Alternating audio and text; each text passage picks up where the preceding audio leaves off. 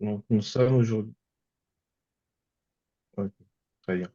Donc, nous sommes aujourd'hui là pour une nouvelle édition du club de lecture. Et je remercie tous ceux qui sont présents, ont pu être présents donc, pour cette nouvelle édition. Alors, je pense que. Ok, c'est bon. Très bien. Donc, nous allons commencer déjà en premier. Nous allons euh, présenter un petit peu Jeunesse Foundation. Et puis après, nous allons prier pour démarrer donc, le club de lecture. Donc, Jeunesse Foundation, c'est une organisation à but non lucratif et dont l'objectif, en fait, c'est d'aider la population générale à vraiment améliorer leur relation avec Dieu, donc à développer leur foi en Jésus. Et nous utilisons ces rencontres, donc comme le club de lecture, pour justement aborder tous les points nécessaires à, au but, à l'objectif que nous nous sommes fixés à Jeunesse Foundation. Donc, je pense qu'il n'y a pas de nouvelle tête, donc c'est juste un petit rappel pour que nous puissions démarrer dans de bonnes conditions. Donc, nous allons maintenant prier donc, et recommander dans un premier temps la, la réunion. Nous allons la recommander à Jésus et lui demander de prendre le contrôle de toutes choses afin que tout se déroule suivant la volonté de Dieu. Prions au nom de Jésus. Je prie. Merci Jésus pour ton œuvre dans nos vies. Merci de nous permettre de nous retrouver une fois encore aujourd'hui. Merci pour les plans, les projets excellents que tu as tracés pour nous, les opportunités aussi dans ce sens que tu as créé pour nous. Je veux remettre entre tes mains l'organisation, le déroulement de la rencontre d'aujourd'hui. Je prie au nom de Jésus que seule ta volonté soit faite, que seul ce que tu as préparé aujourd'hui se réalise. Tout ce qui va se positionner comme obstacle, comme blocage, comme dérangement, perturbation de quelque nature que ce soit détruit au nom de Jésus. Que seule ta gloire soit manifestée au milieu de nous. Je remets entre tes mains nos vies, je remets à ta grâce chacune de ces personnes ici présentes. Je prie au nom de Jésus, tu guides nos pas et que tu conduises toutes choses conformément à ton plan et ta volonté. Au nom de Jésus. Amen. Nous avons aussi demandé au Seigneur que chacun d'entre nous présents aujourd'hui à ce club de lecture puisse recevoir ce qui va lui être utile pour continuer à grandir dans sa relation avec Dieu et continuer à expérimenter des choses excellentes avec Jésus. Prions au nom de Jésus. Père, Merci, je Père, prie pour au tout ce nom que de tu as fait dans Jésus la vie. Je te pour chacun, recommande, Seigneur, dans la vie de chacune de chacun d'entre nous, ici présents. ici Je présents, veux et remettre entre que tes chacun d'entre nous nous recevons, Je Seigneur, prie au nom de Jésus que chacun de nous pour que recevions ce dont nous avons nous besoin, continuions à grandir ce qui nous dans sera notre utile, ce foi. qui va nous permettre d'avancer, de progresser dans Prions, notre Seigneur, relation pour que avec toi, de nous mieux te connaître encore davantage. Au nom Merci, de Jésus. Je prie que nous chacun soyons d'entre nous. comblés à tous égards, que ce rendez-vous soit un rendez-vous de joie, de satisfaction, de bénédiction dans tous les aspects de nos vies. Au nom de Jésus. Merci pour l'œuvre excellente que tu as accomplie dans nos vies. Merci pour ce rendez-vous que tu as préparé pour chacun de nous. Au nom de Jésus. Amen. Nous allons prier et éloigner de nous toute distraction. Nous allons éloigner de nous tout ce qui va nous empêcher de pouvoir rester attentifs, de pouvoir comprendre tout ce que nous allons écouter aujourd'hui. Nous allons éloigner tout cela afin que nous puissions euh, ne pas être perturbés par quoi que ce soit durant la réunion. Prions au nom de Jésus. Père, je Au prie nom au de nom Jésus, Seigneur, je veux, de Seigneur, que toute afin distraction, que toute tout distraction, tout ce qui dérangement, va me toute permettre de perturbation, avancer, tout Seigneur, blocage afin que tout qui ce viendrait qui avec l'intention de perturber ces moments, que toutes Seigneur, ces choses soient que tu chassées accomplisses de notre entourage, de nos vies, ce au nom de Jésus. Je prie que nos environnements, nos atmosphères soient disposées, que toute perturbation, tout dérangement, toute source de perturbation, de dérangement soit écartée de nous au nom de Jésus.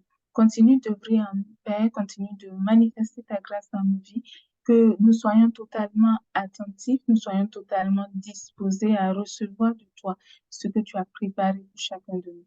Au nom de Jésus. Amen.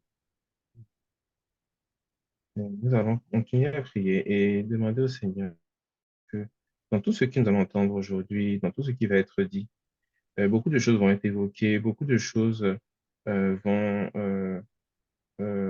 nous interpeller, mais que tout ce que nous allons garder, que ce soit vraiment ce qui est vraiment utile pour nous aujourd'hui, ce que nous devons savoir juste aujourd'hui afin de pouvoir aller de l'avant. Prions au nom de Jésus. Père, je prie au nom de Jésus parce que je suis convaincue que tu vas nous donner aujourd'hui des choses dont nous avons besoin. Je prie au nom de Jésus que chacun de nous nous puissions intégrer et mettre en application toutes les choses excellentes que tu nous donnes aujourd'hui, que nous puissions les intégrer dans nos vies, dans nos façons de faire, dans nos habitudes de vie, et que de cette façon, nos vies soient réellement transformées de manière excellente, de manière favorable, de manière positive. Au nom de Jésus, merci, parce que nous savons que tout ce que tu nous donnes, ce sont des dons excellents, ce sont des dons parfaits, et nous nous réjouissons d'avance de ce que tu as préparé pour nous, de ces dons que tu mets à notre disposition maintenant. Au nom de Jésus. Amen.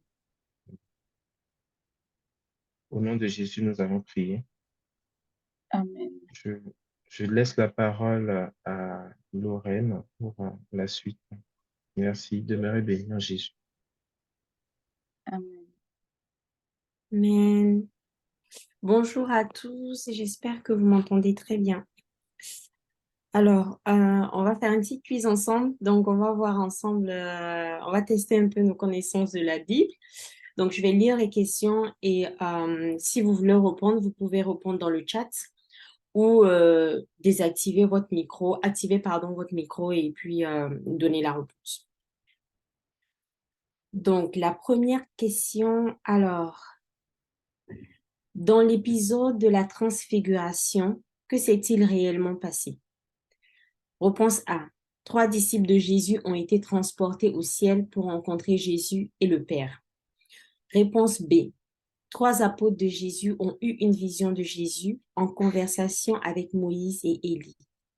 Réponse C. 12 apôtres ont vu le visage de Jésus prier. Donc, allez-y. Alors, j'ai Dominique qui répond B.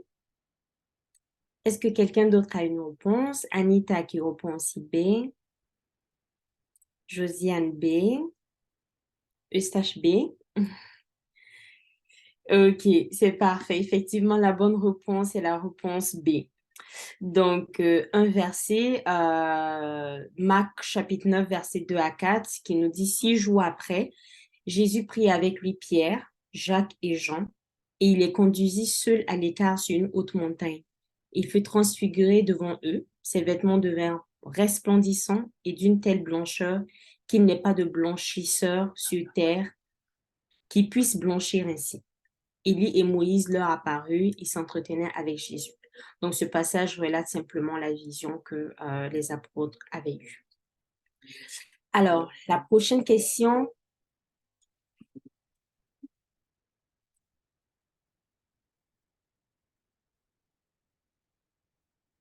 La prochaine question, c'est la question 2. Donc, laquelle de ces affirmations est correcte? Le rêve et la vision nous révèlent nos ennemis afin que l'on prie contre eux. Le rêve et la vision sont uniquement réservés aux pasteurs. Le rêve, tout comme la vision, nous place parfois dans un contexte différent de celui dans lequel on est réellement.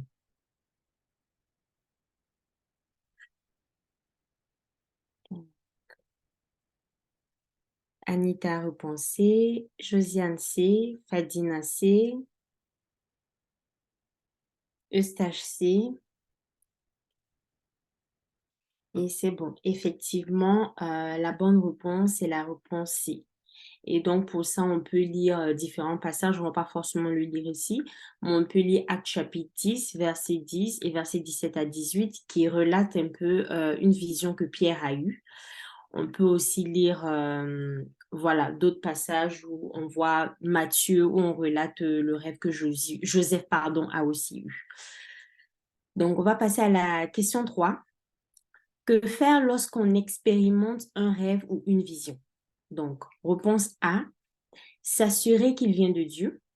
B, prier à ce propos, demander à Dieu de nous aider à saisir ce qu'il veut nous dire.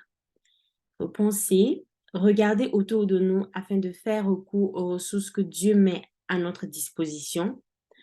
Réponse D, agir promptement sur le peu que nous avons déjà compris. Et réponse E, c'est toutes ces réponses, donc A, B, C et D. Anita, E. Dominique, E. Eustache, réponse E.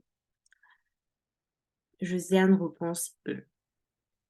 Parfait. Effectivement, c'est toutes ces réponses. Donc, la bonne réponse est la réponse E, donc c'est toutes ces réponses. Donc, lorsqu'on fait un rêve, on est appelé à s'assurer que cela vient de Dieu, à nous approcher de Dieu et à utiliser aussi toutes les ressources que Dieu met à notre disposition et à agir déjà sur le peu que nous avons déjà compris. Donc, on a le verset Matthieu 7, verset 7 qui dit « Demandez et l'on vous donnera, cherchez, vous trouverez, frappez et l'on vous ouvrira », qui nous montre que si on s'approche de Dieu pour comprendre son message, il a promis de nous répondre, il a promis de nous expliquer. On a aussi le passage Marc chapitre 4, versets 33 à 34. C'est par beaucoup de paraboles de ce genre qu'il leur annonçait la parole, selon qu'ils étaient capables de l'entendre. Il ne leur parlait point sans parabole, mais en particulier, il expliquait tout à ses disciples. Donc, c'est aussi un passage pour nous encourager que lorsque on reçoit un message de Dieu, si on ne comprend pas directement, on a l'opportunité de nous approcher de Jésus et Jésus va toujours va toujours nous expliquer en détail tout ce qu'il veut nous faire comprendre. Alors, la dernière question, 4. Le rêve est-il le moyen privilégié par Dieu lorsqu'il nous communique sa volonté? Réponse A, oui. Réponse B, non. Donc, Anita, B. Josiane, réponse B. Eustache aussi, réponse B. Parfait. Donc, effectivement, la bonne réponse est la réponse B. Donc, Dieu peut choisir de communiquer avec nous de diverses manières, que ce soit par un songe, une vision, par le Saint-Esprit et bien d'autres moyens. Il est essentiel pour nous de simplement nous assurer d'être disposés pour recevoir tout ce que le Seigneur veut nous communiquer. Donc, on peut lire par exemple 1 Corinthiens chapitre 12, le verset 11, qui nous dit « Un seul et même esprit opère toutes ces choses, les distribuant à chacun en particulier comme il veut. » Donc, on voit ici le Saint-Esprit, ce passage parle des dons du Saint-Esprit.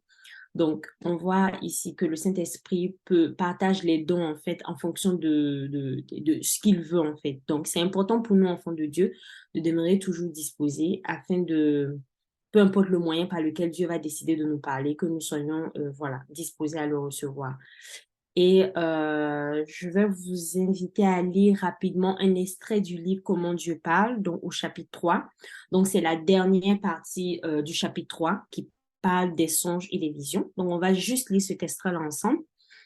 De nos jours, Dieu utilise les rêves et parfois les visions pour parler même à ceux qui ne sont pas ses enfants. Mais il ne peut avec eux utiliser les autres moyens, incluant ceux que je décriais dans la 3e partie de ce livre, car ceux-ci nécessitent la présence du Saint-Esprit en nous. Cela me révèle que les rêves sont comme le premier niveau de la communication avec Dieu. Mais son objectif, c'est que nous communiquions avec lui directement, pleinement et en temps réel, sans aucune barrière. Par exemple, dépendre de songes qui nous permettent de recevoir le message de Dieu seulement quand nous sommes endormis peut être restrictif. Qu'adviendrait-il si un ami me demandait de l'orienter avec la volonté de Dieu? Vais-je lui dire « Attends que j'aille dormir pour que le Seigneur me parle afin que je te réponde » Qu'arriverait-il alors si la situation nécessite une réaction immédiate et non différée? En conséquence, bien que ce soit le point de départ et aussi particulièrement utile en cette circonstance, nous devons constamment aspirer aux dons les meilleurs et notamment à une communion totale, parfaite et permanente avec notre Père.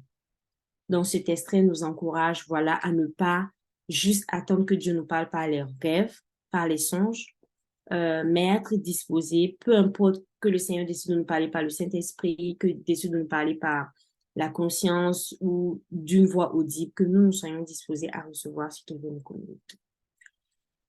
Voilà, c'était un peu ça.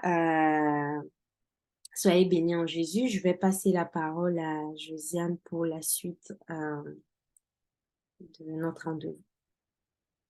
Donc, je vais arrêter le partage. Ok, soyez bénis. Donc, c'est intéressant. La transition est assez spéciale. Je suis encore à fond dans ce qu'on vient de lire. Donc, effectivement, oui, le songe a ses avantages, comme tous les moyens de communication de Dieu, mais ce n'est pas le seul. Euh, il n'y a pas un don de Dieu qui est plus, on va dire, de valeur qu'un autre. Donc, ils sont tous bons pour nous. Et l'idée pour nous, c'est de savoir que en plus des rêves, des songes que nous pouvons expérimenter, il y a beaucoup d'autres choses que Dieu a en réserve, des ressources qui sont accessibles à chacun de nous, dont on peut également profiter. Donc, l'idée, c'est de ne négliger aucune de ces ressources, mais autant que possible, de les savourer toutes. OK, est-ce que vous m'entendez bien? Je vais m'assurer de ça avant de poursuivre. Oui.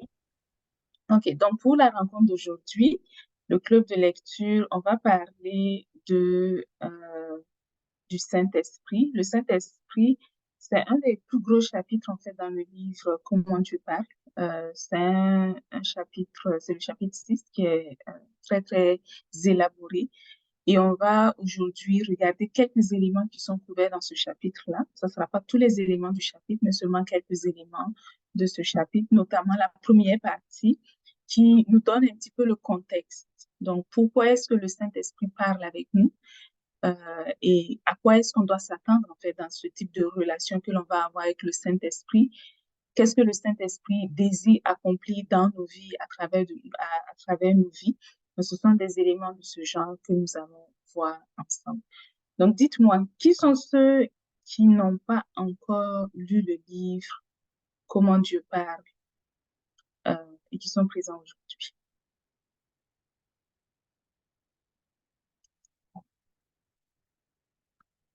Dites-moi. Je vais venir ici. Désolée, je ne vois pas encore le chat là. Je ne sais pas si quelqu'un a mis quelque chose. Donc, vous avez tous lu le livre, c'est ce que ça veut dire. Ce qui est une bonne nouvelle. Donc, ça veut dire que ce dont on va parler aujourd'hui ne sera pas totalement nouveau. Donc, n'hésitez pas à poser des questions parce que c'est sûr que le livre, les choses sont écrites, mais aujourd'hui, je suis là, le Saint-Esprit est là. Donc, si vous avez des éléments que vous voulez clarifier à l'issue de la lecture, c'est le moment, c'est l'opportunité de pouvoir les clarifier. Donc, comme je vous ai dit, je vais vous parler du Saint-Esprit aujourd'hui et je vais vous parler de la première partie qui a été décrite donc dans le livre Comment Dieu parle sur le Saint-Esprit. Donc, commençons par le début. Oups, qu'est-ce que j'ai ici? Voilà, c'est pas nécessaire. Voilà, on est ici.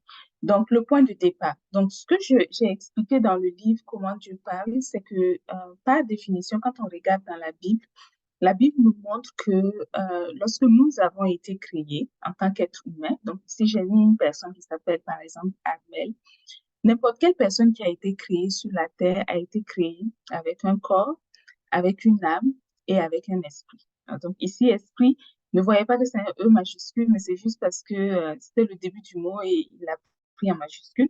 Voyez-le comme un esprit avec un petit E. Donc, nous avons été créés avec ces trois composantes-là. Et on sait très bien, le corps, c'est ce qui nous permet de fonctionner sur la Terre.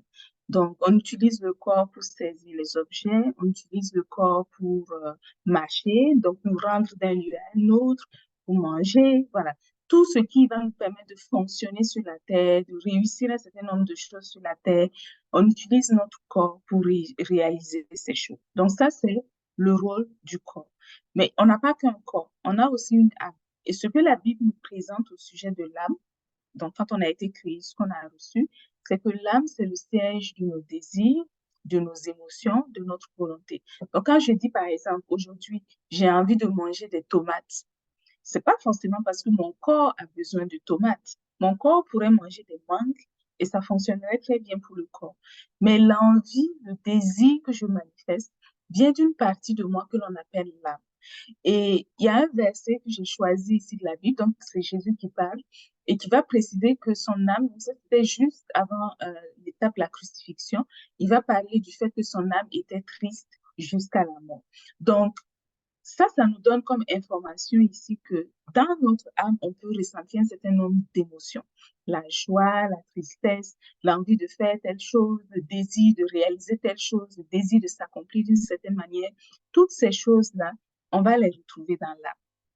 Maintenant, la troisième partie qui nous compose, qui est l'esprit avec un petit e ici, c'est que cet esprit-là, normalement, nous donne d'être comme des êtres spirituels. Donc, quand on lit dans la Bible, on voit qu'il y a beaucoup d'êtres spirituels qui nous sont présentés.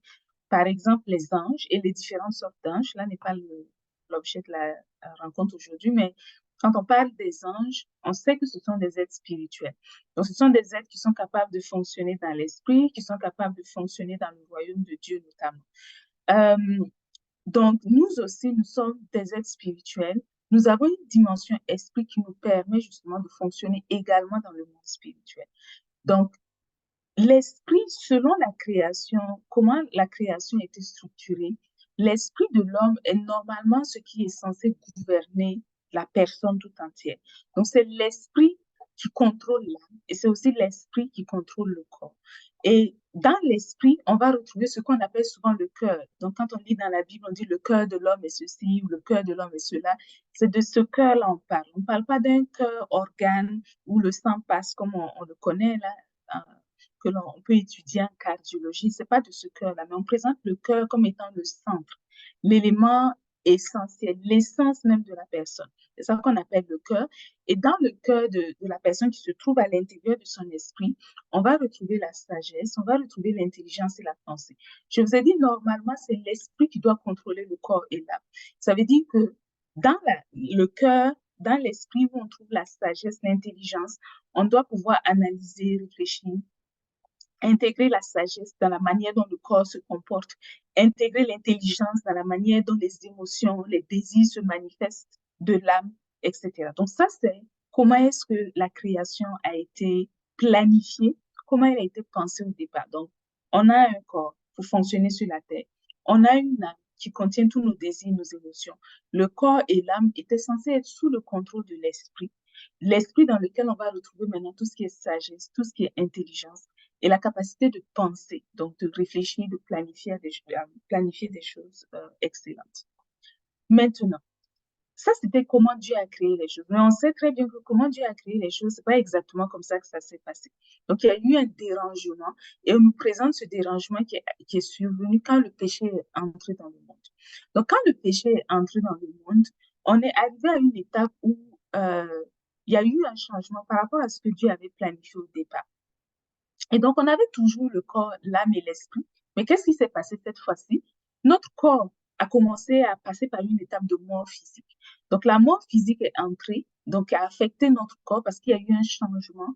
Le péché était entré dans le monde. Donc, ça, c'est un premier changement qui est survenu. Un autre changement qui est survenu, c'est que notre esprit est mort. Et la Bible nous présente que l'esprit qui est mort, c'est l'esprit qui meurt du fait de sa déconnexion de Dieu. Donc, notre esprit n'est plus connecté avec Dieu. Ça veut dire qu'on ne peut plus avoir accès à la sagesse vraiment comme Dieu aurait aimé, l'intelligence comme on aurait dû avoir. Donc, on n'a plus rien de tout ça. L'esprit est mort. Donc, l'esprit étant mort, je vous ai dit au départ que c'est l'esprit qui devait normalement contrôler toute la personne. Mais voici que l'esprit est mort. Donc, qu'est-ce qui arrive maintenant? C'est l'âme qui a pris le contrôle.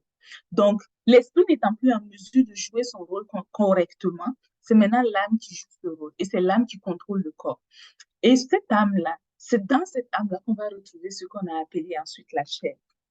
Donc, quand on regarde euh, ce que la Bible nous dit, donc de cette ère, au moment où on va dire l'instant où on est né jusqu'à l'instant où on a donné sa vie à Jésus, la Bible nous présente qu'on vivait dans un monde qui était entièrement, totalement sous le contrôle du diable. Donc, c'est le diable qui contrôle ce monde-là, dans lequel on vivait jusqu'à connaître Jésus. Et donc, comme le diable contrôle ce monde, ça veut dire qu'il va mettre sa volonté partout. Il va mettre sa façon de faire partout. Il va mettre ses principes partout. Et donc, nous, on a fonctionné pendant des années sous l'esclavage de ce système qui est contrôlé par le diable. Donc, à travers cet esclavage, on nous a inculqué une éducation. On nous a inculqué des façons de faire, des façons de réfléchir, des façons de raisonner.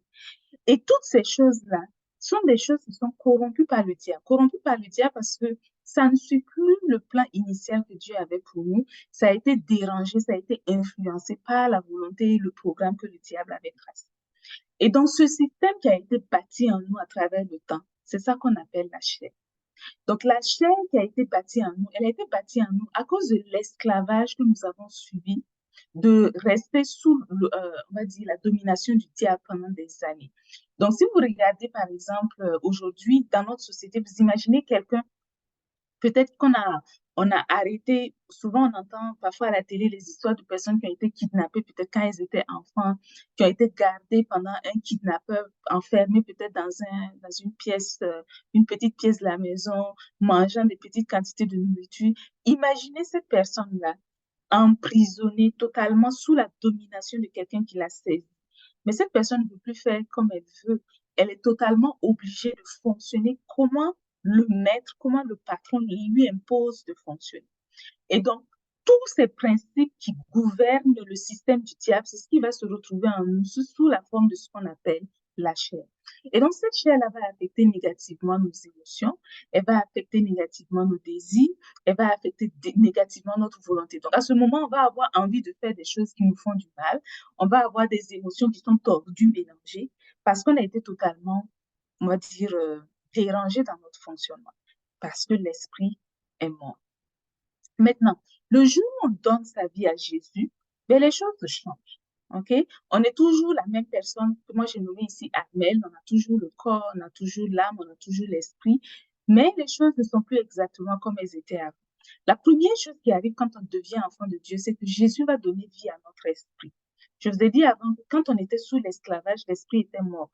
Donc la première chose que Dieu fait, c'est qu'il donne vie à notre esprit. Et comment est-ce que, esprit petit e, je précise, l'esprit qui est en nous, homme. Maintenant, comment est-ce que cet esprit prend vie?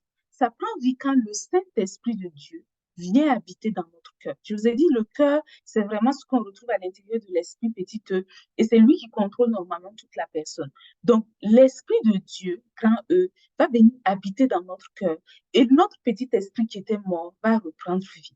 Et il y a un verset ici que j'ai cité pour vous, Jean 3, le verset 6, qui nous dit « Ce qui est né de la chair est chair, ce qui est né de l'esprit avec grand E est esprit. » Donc nous, Dieu nous fait naître en esprit et notre esprit devient vivant. Donc notre esprit redevient à nouveau maintenant capable de fonctionner comme il aurait dû fonctionner. Il n'est plus déconnecté de Dieu comme il était déconnecté avant. Maintenant, il est connecté parfaitement avec Dieu. Donc ça nous dit déjà des choses intéressantes au niveau de la sagesse, de l'intelligence, la pensée qui sont à l'intérieur de notre cœur. Il y a un changement qui s'en vient automatiquement à cause de ça. Donc Jésus, la première chose qu'il fait quand on devient enfant de Dieu, c'est qu'il donne vie à notre esprit. Et on est capable maintenant de fonctionner avec ce nouvel esprit. Maintenant, quand il finit de donner vie à notre esprit, il nous fait aussi une promesse. Il nous dit, à partir de maintenant, il y avait la mort, c'est vrai, qui était entrée sur la terre. Donc, on savait que quand on quittait la terre, on mourrait.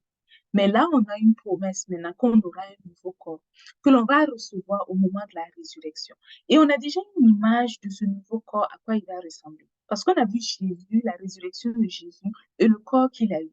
Vous vous rappelez Jésus, quand il a fonctionné sur la terre, il avait un corps, n'est-ce pas? Vous vous rappelez que il y avait des disciples qui pouvaient le toucher, il y avait des personnes qui envoyaient des enfants pour que Jésus puisse imposer les mains aux enfants et les bénir. Donc Jésus a eu un corps avec lequel il a fonctionné sur la terre.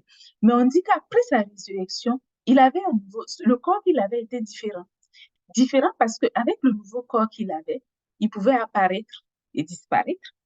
Il pouvait traverser un mur sans ouvrir une porte. Vous voyez, c'était un corps, c'est vrai, parce que les disciples, vous vous rappelez, pouvaient le toucher, pouvaient encore voir les marques sur ça, mais il ne pouvait plus, c'était plus le même corps qui était limité comme il était limité avant. Et ça nous donne une image que nous aussi, nous avons cette promesse que nous allons recevoir un nouveau corps. Ce corps-là sera différent du corps qu'on a actuellement. Ce sera un corps qui va nous permettre de fonctionner dans notre état dans lequel on sera à ce moment-là.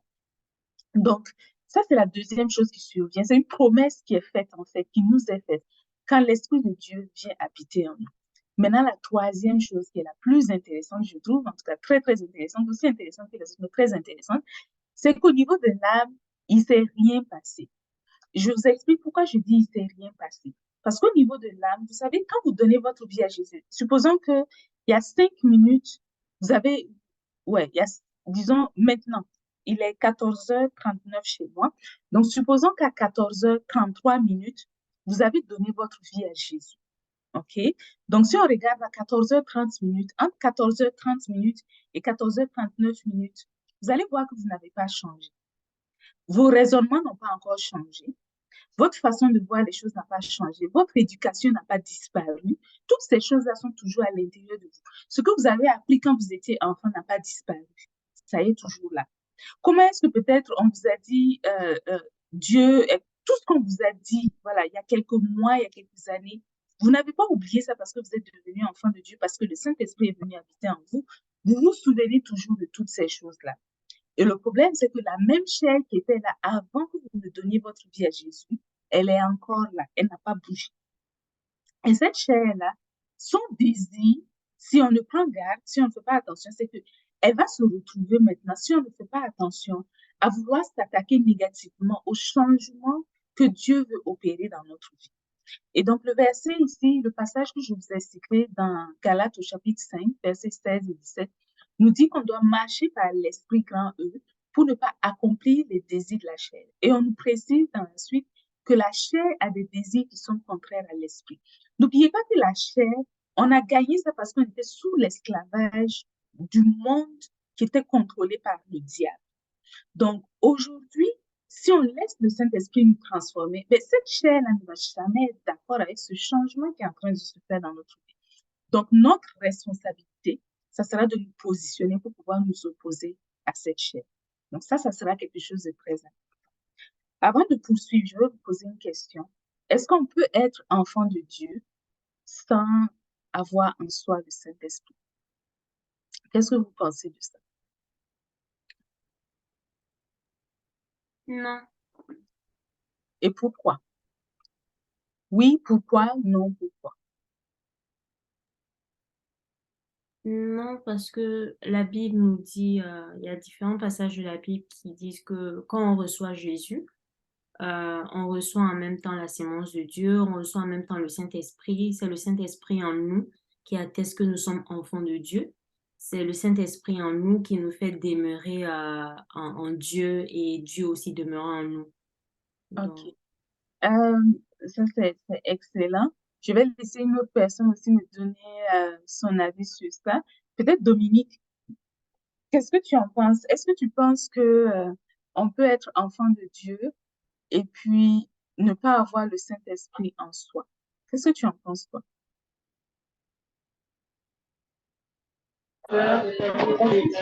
Bonsoir à tous. En Bonsoir. fait,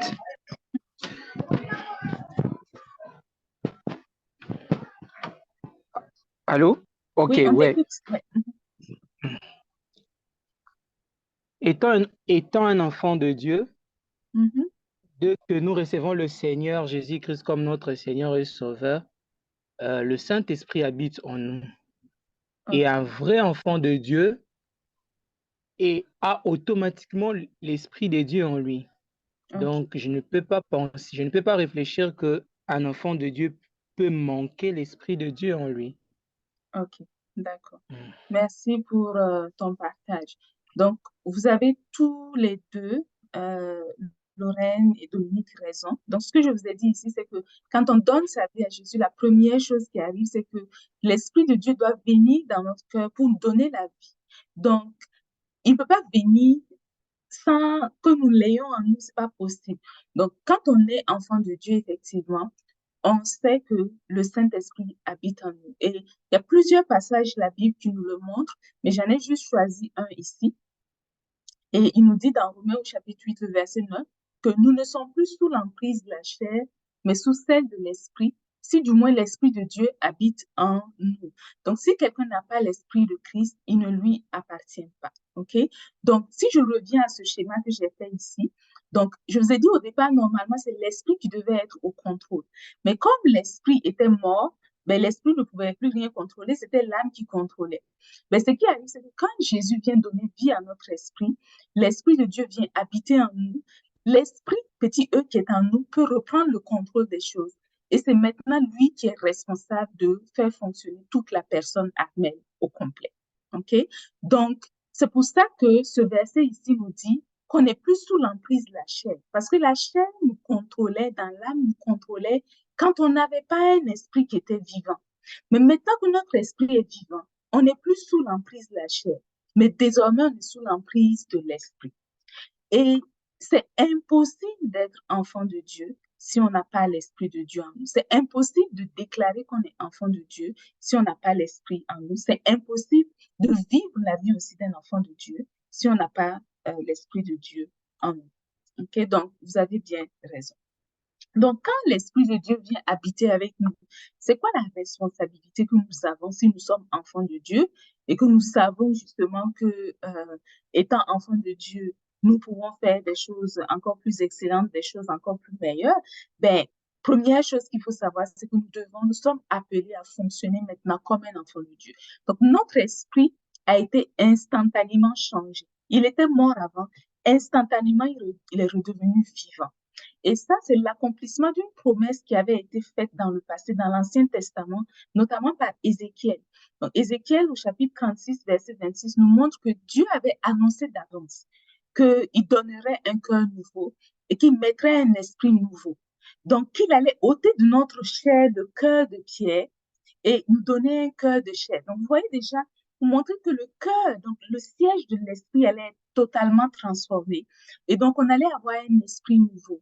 On allait avoir une personne, c'est une nouvelle capacité maintenant, un changement vraiment important dans notre vie. Et ce Ézéchiel, rappelez-vous qu'il a vécu environ 600 ans avant même que Jésus ne naisse sur la terre. OK? Donc, c'était beaucoup d'années à l'avance que Dieu annonçait déjà.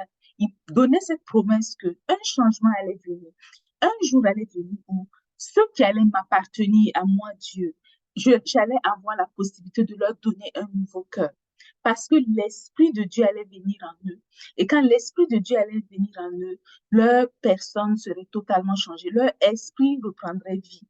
Leur cœur serait totalement nouveau. Et leur esprit serait totalement régénéré.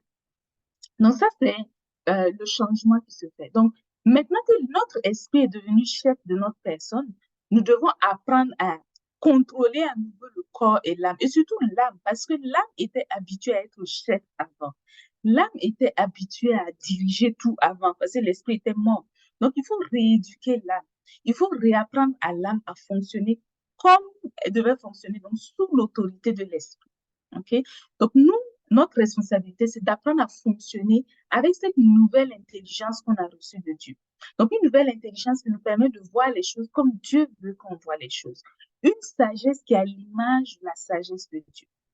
Et ainsi de suite. Donc, notre corps, on va voir que notre corps va se retrouver à porter des fruits qui sont dignes de notre statut d'enfant de Dieu.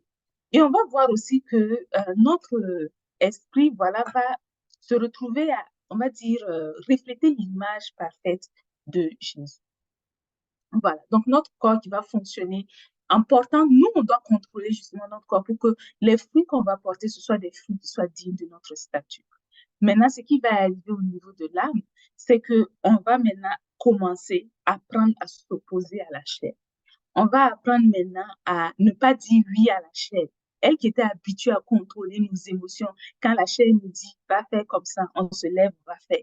Quand la chair nous dit, ne salue pas quelqu'un, on ne salue pas la personne. Donc, la chair qui était habituée à gérer tout dans notre vie, on va maintenant commencer à apprendre, à pratiquer l'opposition féroce contre la chair. OK?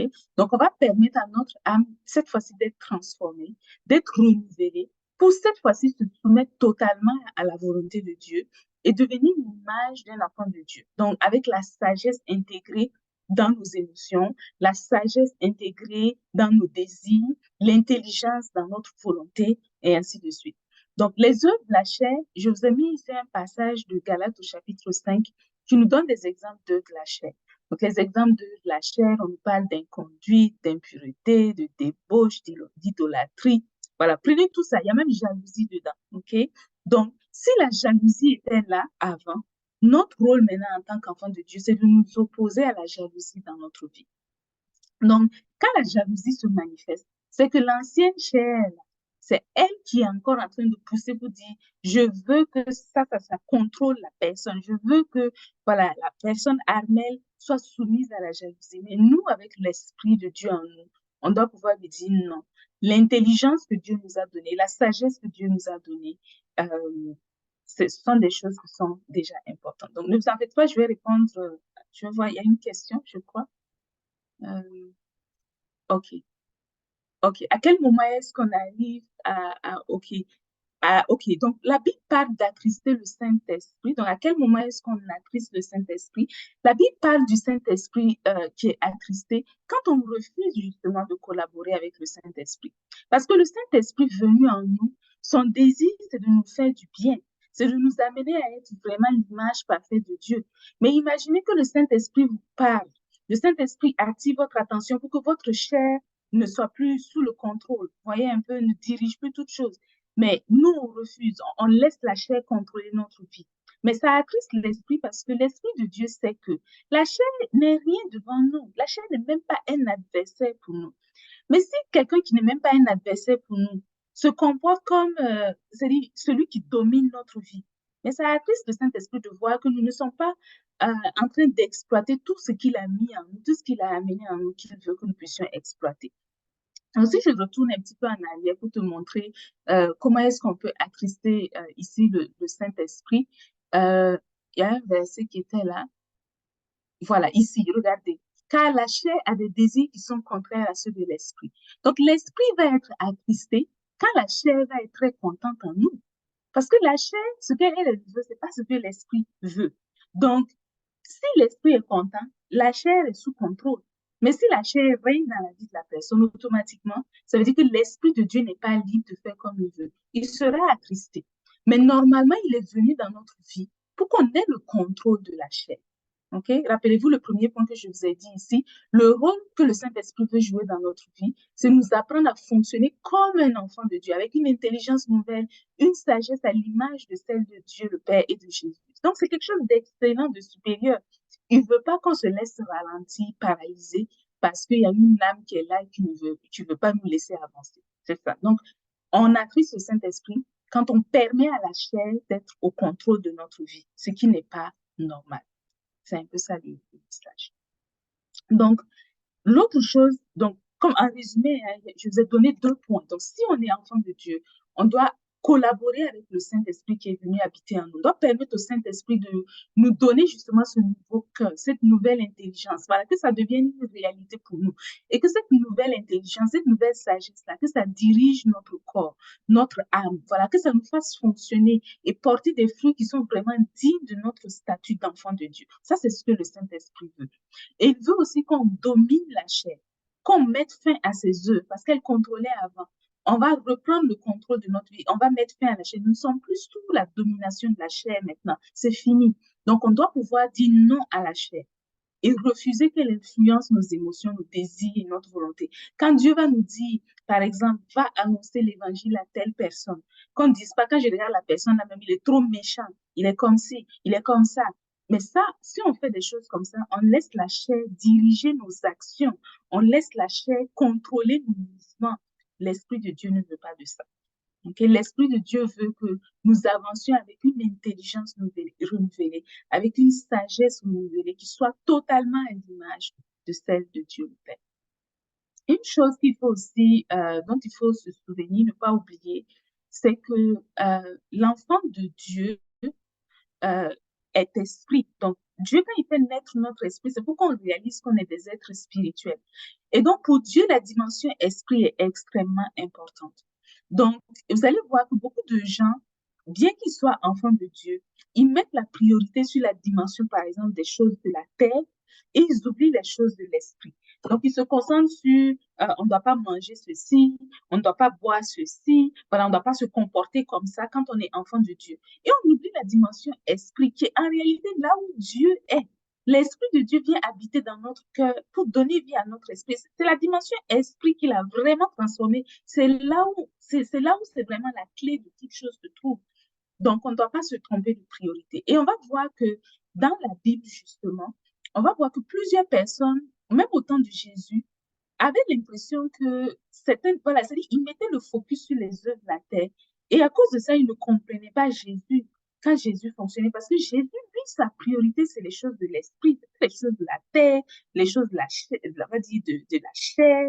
Non, ce qui l'intéresse, c'est les choses de l'esprit. Donc, je vous ai cité ici deux exemples. Un exemple, c'est quand Jésus a dit, vous mangerez ma chair, vous boirez mon sang. Vous vous rappelez que ça avait traumatisé les gens qui l'avaient écouté. Donc, et Jésus expliquait là, donc le verset 58 qui est ici, que c'est lui qui est le pain descendu du ciel. Donc, c'est une image, c'est une dimension spirituelle. Ça ne peut être que spirituel. Donc, quand Jésus disait de manger sa chair, de boire son sang, c'était une affirmation qui était spirituelle. Mais les gens ont vu, donc la viande de Jésus, on doit manger, et puis le sang que Jésus a dans son corps, on doit boire. Ça les a choqués. Okay? Imaginez si on devait manger le corps de Jésus et puis boire le sang de Jésus. Jésus n'est pas fini maintenant depuis tout le temps qu'on le mange là. Même avec la multiplication que Dieu peut faire là. On allait manger, on allait tout autant, on allait finir par finir ça. Je plaisante un peu quand je dis ça. Et c'est pour dire que ça n'a rien à voir avec quelque chose de physique. C'est une dimension spirituelle parce que Dieu est esprit. Et quand il agit avec nous, en premier lieu, retenez que c'est l'esprit d'abord. C'est lui qui est le contrôle. Et ensuite, la chair vient sous la domination de l'esprit et le corps vient pour servir la volonté de l'esprit. OK? Donc ça, c'est très important. Et un autre exemple aussi, c'est quand Jésus a dit, détruisez ce temple, en 3 jours, je le relèverai. Et les gens ont compris que c'était un temple physique, donc le temple que les hommes avaient construit pendant plusieurs années. 46 ans, ils ont dit, ils ont pris pour construire ça. Donc, ils ont dit que quand on va détruire le temple de Jérusalem physique, là, qu'on a bâti en 46 ans, Jésus allait le remonter en 3 jours. Mais Jésus parlait encore une fois de quelque chose de spirituel. C'est pour dire que quand Dieu va venir, il ne va pas venir nous parler, on va dire, avant tout de choses physiques. Voilà, des maisons sur la terre, des voitures sur la terre, ce genre de choses. Mais il va d'abord commencer par transformer notre esprit. C'est là où la chose est vraiment importante pour lui. C'est là où Dieu veut agir. C'est là où Dieu veut voir vraiment un changement se faire. Et donc, pour nous, les enfants de Dieu, il ne faut pas qu'on oublie qu'on a de nouvelles capacités. Parce que l'Esprit de Dieu a donné vie à notre esprit maintenant. On a de nouvelles capacités en esprit. On a de nouvelles potentialités spirituelles que celui qui n'a pas donné sa vie à Jésus n'a pas. Et donc, c'est ce changement spirituel-là, c'est cette puissance que l'on a au niveau de l'esprit. C'est ça qui va nous permettre maintenant de vivre toutes les choses qui vont nous démarquer du monde. Parce que c'est ça que nous avons, que le monde n'a pas. Le monde a un corps. Le corps, on nous a fait une promesse, c'est pour plus tard, c'est pas pour maintenant. Le corps que nous avons, c'est le même corps que les autres ont, ok, sur la terre. Nous tous, on a le même corps. L'âme qu'on a, à la limite, on a reçu, si vous voulez, la même corruption. Mais c'est l'esprit qui fait la différence. Donc, c'est à partir de l'esprit qu'on va contrôler tous les autres, de manière à ce que le changement se fasse. Et donc, c'est par l'esprit que l'on peut prier sans cesse. Il y a des gens qui prennent ce verset-là, qui mettent ça littéralement, ils voient qu'ils vont prier matin, midi, soir. Ils vont prier 3 fois par jour, 5 fois par jour. Mais ça n'a rien à voir. C'est encore une fois dans l'esprit que ça se passe. OK? Donc, dans la dimension spirituelle, on est connecté à Dieu 24 heures sur 24. Même quand on dort, on est connecté à Dieu. Quand on marche, on est connecté à Dieu. Quand tout ce qu'on fait sur la terre, on est connecté à Dieu en tout temps. Il n'y a pas un moment où on est déconnecté de Dieu. Et à tout moment, on peut parler à Dieu. À tout moment, Dieu peut nous parler. Okay? C'est comme ça que l'on peut arriver à un état où on peut dire on est en train de prier sans cesse. Sinon, matériellement, c'est impossible de le faire. OK? Et l'autre chose qui est importante que je veux souligner aussi, c'est l'importance de la foi. Donc, dans un décor comme celui-là, parce qu'on est des êtres spirituels, la foi devient importante. Parce que c'est dans la foi que l'on peut exercer notre potentiel spirituel.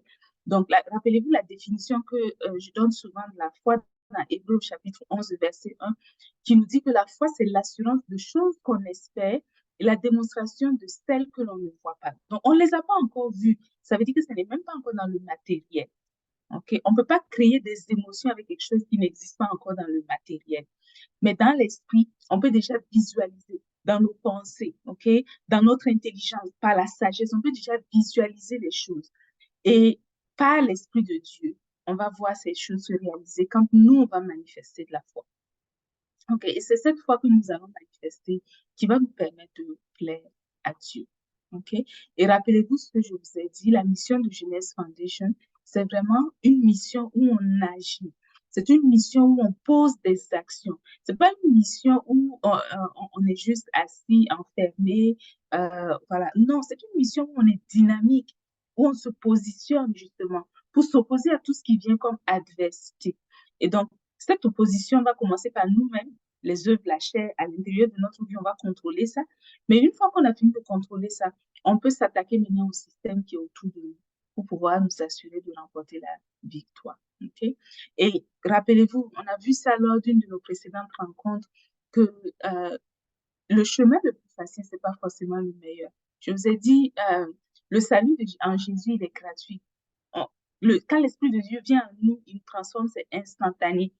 Mais nous devons ensuite faire les efforts à notre niveau pour nous opposer à la chair en nous, afin de pouvoir porter un fruit excellent, en fait. Cette responsabilité est entre nous. Et donc, nous avons la responsabilité de prendre un chemin, même s'il est un peu plus difficile que d'autres chemins. On a la responsabilité de persévérer sur ce chemin, parce que c'est seulement sur ce chemin-là qu'on va pouvoir satisfaire, voir toutes les promesses que Dieu a faites se réaliser dans notre vie, voir toute la dimension spirituelle que Dieu veut nous voir vivre, Dieu veut nous voir expérimenter, voir tout cela se manifester. C'est en remportant la victoire à ce niveau-là, en acceptant de se battre contre, on va dire, l'éducation que nous avions reçue avant, les façons de faire que nous avions et dont nous avions été avant. C'est en acceptant de refuser toutes ces choses-là que l'on peut arriver à un stade où on va réellement dire: j'ai remporté la victoire. Et l'objectif de Jésus pour nous, l'objectif du Saint-Esprit pour nous, c'est effectivement que nous puissions remporter la victoire. Amen. Ok, soyez bénis. Est-ce que vous avez des questions? Il y a déjà eu une question à laquelle j'ai répondu. Est-ce qu'il y a d'autres questions?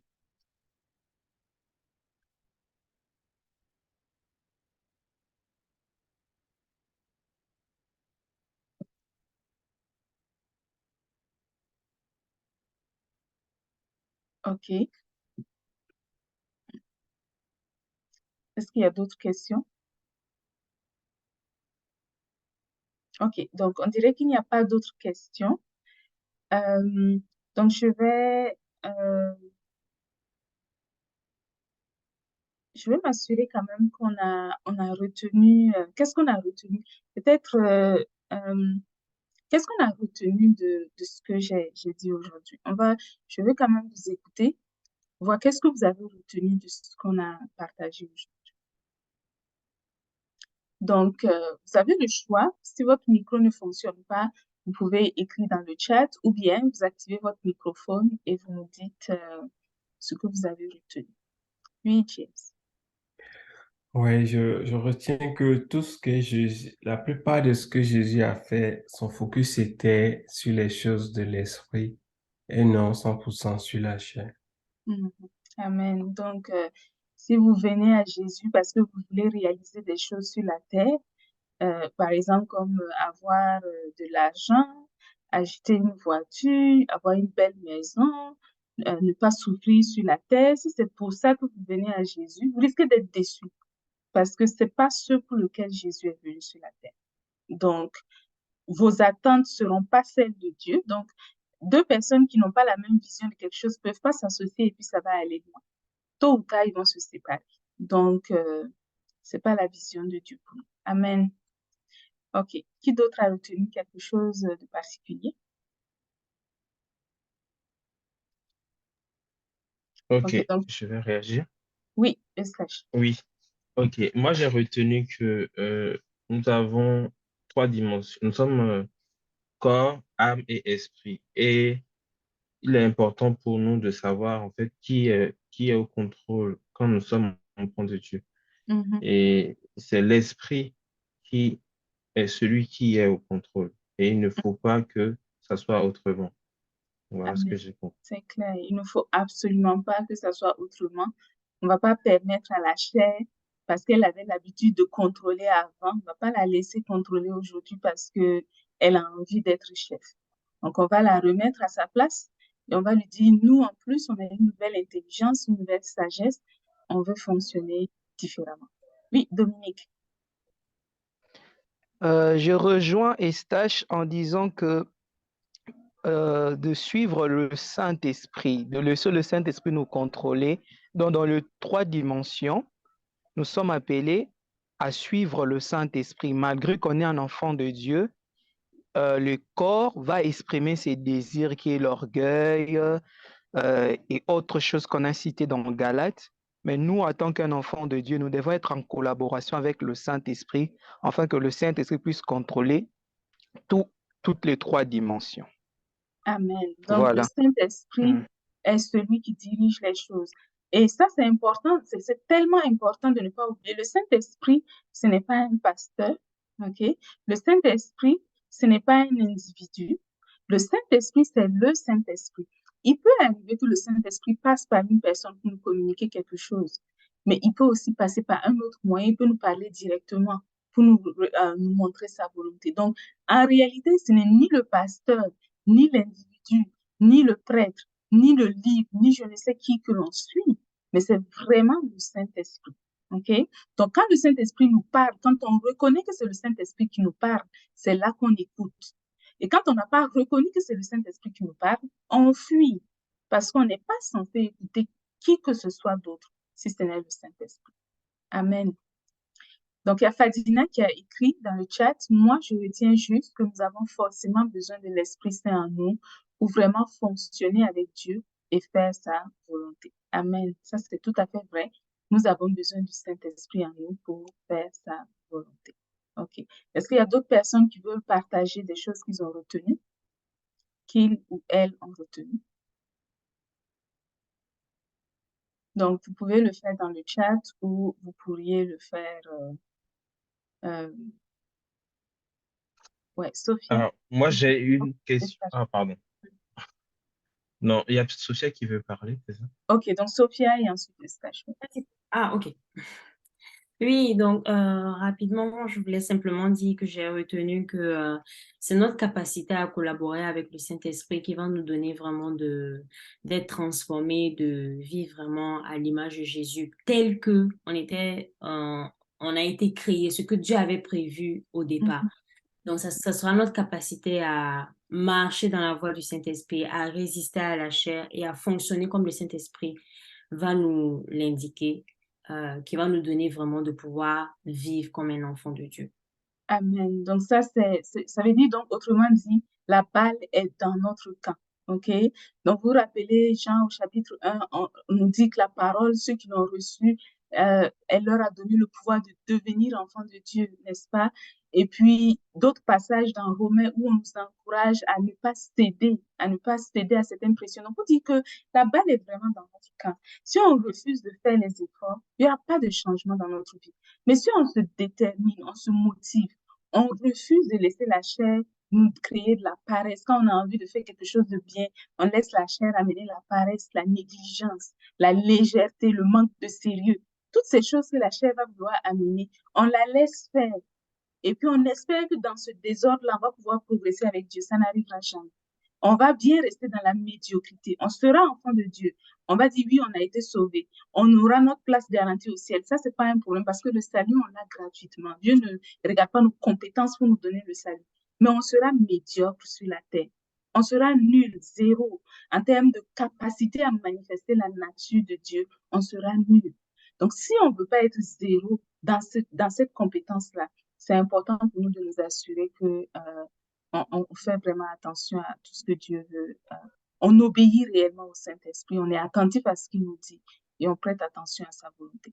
Dominique, tu veux dire quelque chose? En fait, j'ai une question. Ok. Comment expliquer et comment aider une personne qui est née de nouveau, donc une personne qui vient à peine de recevoir le Seigneur Jésus-Christ, de marcher selon l'Esprit? Voilà ma question. Ok. Donc, pour marcher selon l'Esprit, la première chose, c'est qu'il faut connaître l'Esprit. OK? On ne peut pas marcher selon ce qu'on ne connaît pas. Donc, la première chose que l'on fait quand on donne sa vie à Jésus, c'est de chercher à connaître Jésus. OK? C'est de chercher à savoir comment il est, qui il est. Et un des moyens pour commencer le processus, c'est de lire son Nouveau Testament. OK? Déjà, en lisant le Nouveau Testament, on va découvrir comment Dieu est, comment il fonctionne, quelles sont les choses qu'il aime, quelles sont les choses qui le caractérisent. OK? Et on va voir par rapport, parce que quand on prend les œuvres de la chair qu'on a listées, on va même découvrir ça en lisant dans la Bible qu'il y a ces choses qui existent. Vous voyez? Mais quand on regarde ces œuvres-là, on va voir comment Jésus s'est comporté. Est-ce que Jésus a fait preuve de jalousie? Est-ce que Jésus, comment il s'est comporté même vis-à-vis des pharisiens? Comment il s'est comporté vis-à-vis de ses disciples? Comment il s'est comporté vis-à-vis de personnes qu'il ne connaissait même pas? On va dire, dans son cercle familial, ce pas des gens qu'il côtoyait. Des gens qui venaient vers lui avec des besoins, qui avaient besoin d'être guéris de différentes maladies. Comment est-ce que Jésus s'est comporté vis-à-vis de toutes ces personnes? Mais la première chose qu'il faut faire quand on donne sa vie à Jésus, c'est de découvrir qui est Jésus. C'est découvrir réellement qui est Jésus. Le problème, c'est que plusieurs personnes, quand ils donnent leur vie à Jésus, ils se collent à leur pasteur ou à leur berger. Et ils avalent tout ce que le pasteur, le berger dit. Si c'est bon, c'est tant mieux. Mais le problème, c'est que ce n'est pas toujours bon. Et ces personnes-là se retrouvent avec une connaissance de Dieu qui est déformée, une connaissance de Dieu qui n'est pas correcte. Donc, ils ne peuvent pas mettre en application quelque chose de bon parce que dès le départ, ce qu'ils ont appris était mauvais. Donc, c'est très important quand on donne sa vie à Jésus. La première chose, la première étape, c'est de se laisser enseigner par le Saint-Esprit. J'insiste vraiment sur ça, par le Saint-Esprit.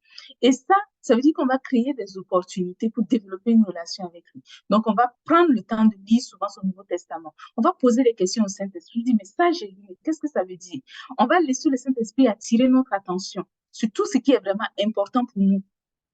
Moi, je me rappelle, dans certains cas, quand tu donnes ta vie à Jésus, en tant que femme, on t'attrape, on te dit, bon, maintenant, tu as donné ta vie à Jésus, il faut commencer à mettre le foulard, il faut cesser de mettre les boucles d'oreilles, plus de maquillage. Ça, c'est des dimensions totalement charnelles qui n'ont rien à voir avec la dimension de l'esprit. Dieu veut nous nourrir, qu'on devienne exactement l'image du Père. Ça n'a rien à voir avec un corps qui va mourir, qu'on va enterrer sur la terre, sachant qu'on aura un nouveau corps plus tard. Donc, pourquoi se casser la tête sur ce qui est secondaire quand ce qui est important est négligé? Donc, ce qu'il faut vraiment faire quand on a donné sa vie à Jésus, c'est désirer la véritable connaissance. Et cette connaissance-là, la facilité, on va dire, je vais aller écouter un pasteur et puis je vais tout apprendre là, c'est pas ça. C'est s'asseoir dans sa maison, prendre sa Bible soi-même, ouvrir son Nouveau Testament, dire, Esprit de Dieu, je suis là, je veux te connaître, je veux savoir qui tu es, je veux savoir quelle est ta volonté.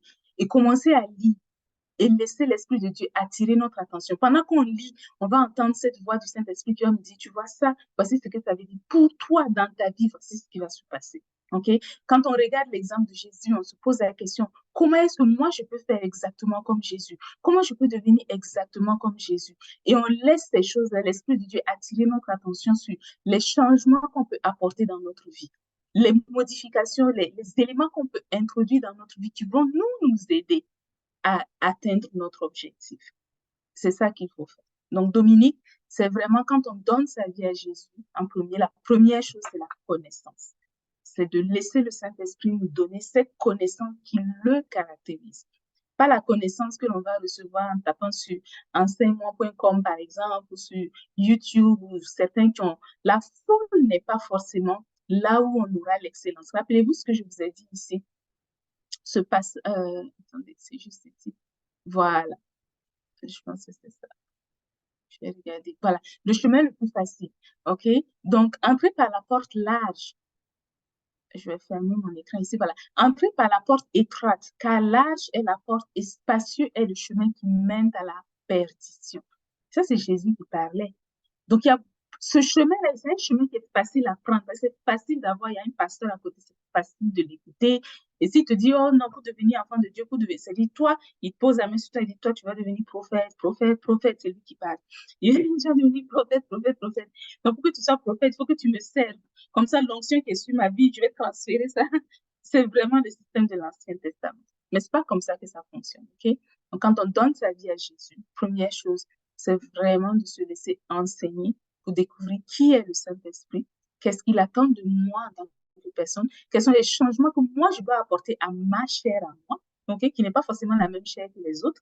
Donc, je vais gérer ma propre chair et de cette manière, je vais sortir ensuite, je vais porter du fruit à la gloire de Jésus. Amen. Sois béni. Eustache, tu avais une question? Oui, finalement, je l'ai posé dans le chat, en fait. Il y a aussi Ah, d'autres questions. ok, je n'ai pas encore vu. Ok, donc, quelle autre question il y a? Ok, ça j'avais vu. Un verset biblique dit, laissez les morts enterrer les morts. Ok, je voudrais comprendre ça. D'accord. Donc, laissez les morts enterrer les morts, c'est-à-dire, ce qui est passé en fait. Il y a des gens qui aujourd'hui vont dire, ça c'était l'image, ça c'est dans un contexte, hein, ce verset-là, Jésus l'a donné à quelqu'un qui disait, je veux te suivre, mais j'ai besoin d'abord d'enterrer mon père qui est mort, donc je veux organiser ses funérailles, je veux lui rendre hommage. Quand je vais finir ça, je vais venir te suivre. Et Jésus a dit, laisse les morts enterrer les morts. C'est une expression pour dire simplement, abandonne le passé, concentre-toi sur ce qui t'a venu, parce que de toute façon, le passé, il est passé. OK? Et les morts enterrés leur mort, il y a une autre image qui est dedans, c'est ceux qui se concentrent sur rendre hommage aux morts, ce sont des personnes qui ne sont pas vivantes spirituellement. OK? Parce que leur focus est encore sur des choses qui n'ont rien à voir avec les choses de l'esprit. Donc, c'est une manière de dire, concentre-toi sur ce qui a vraiment de l'importance, concentre-toi sur ce qui a vraiment de la valeur et ne prête pas attention aux choses qui sont, voilà, dépassées, anciennes, etc. OK? Ça n'est pas important. L'autre question, nous avons compris que notre esprit était mort, mais quand on est devenu enfant de Dieu, notre esprit a repris vie. Est-ce que notre esprit peut mourir à nouveau? Normalement, je dirais non. Il n'y a qu'une seule situation que la Bible présente, ok? Parce que la Bible nous dit clairement que quand le Saint-Esprit vient habiter en nous, il vient habiter en nous pour toujours. OK? Donc, pour que ça change, il faudrait qu'on arrive à un état où consciemment, volontairement, c'est-à-dire comme nous, c'est-à-dire de toute notre volonté, on dise à l'Esprit de Dieu, je ne veux plus être enfant de Dieu, je renie mon statut d'enfant de Dieu, voilà, je ne suis plus enfant de Dieu, quitte mon esprit, voilà, abandonne-moi, c'est-à-dire vraiment mais de l'extrême, mais l'extrême extrême de la chose. Donc, par accident, on ne devient pas, on perd pas son esprit, c'est impossible. On ne devient pas notre esprit ne meurt pas. Non, c'est pas possible. OK? Si on est enfant de Dieu, c'est impossible que notre esprit meure à nouveau. D'accord? Mais un esprit, même s'il est vivant, il peut être étouffé, il peut être tourmenté. Voilà. Donc, nous, ce qu'on veut, c'est que notre esprit soit vivant, qu'il soit agile, OK? Qu'il soit dynamique, qu'il soit en action, comme Jésus a été agissant sur la terre, comme Jésus a porté du fruit sur la terre. C'est comme ça, nous aussi, on veut que notre esprit soit. On ne veut pas juste qu'il soit vivant, mais malade, hospitalisé sous perfusion. C'est pas ce qu'on veut. OK? Donc, on veut que ce soit un esprit vivant, dynamique, capable de communiquer la vie à toutes les personnes aussi qu'on rencontre et ainsi de suite. OK? Donc, quand on est enfant de Dieu, qu'on a reçu le Saint-Esprit, on ne perd pas le salut.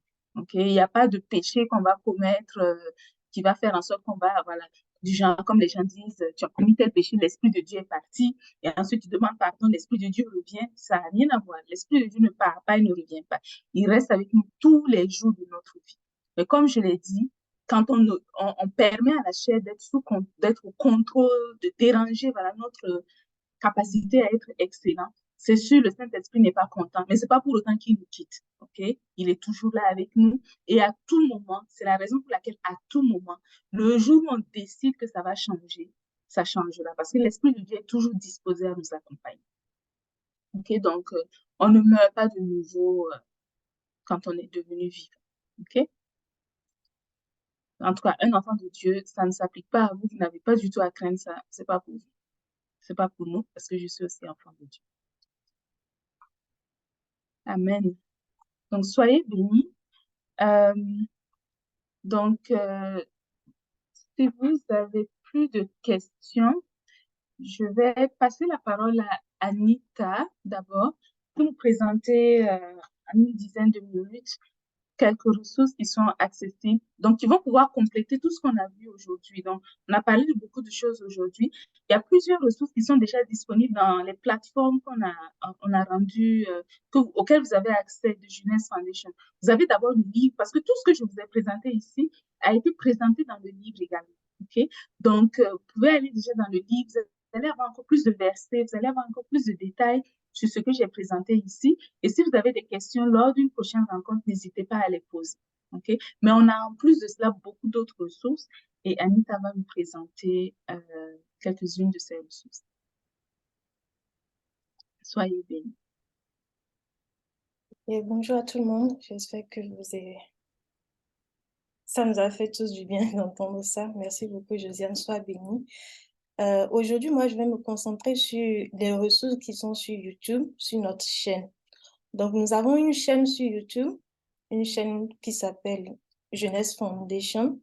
J'invite tout le monde à s'abonner à cette chaîne parce que ici, nous partageons tous les enregistrements. Il y a énormément d'enseignements qui sont déjà disponibles, qui vont vous permettre encore de mieux comprendre certaines choses, les versets clés, les versets qui sont un peu durs à comprendre.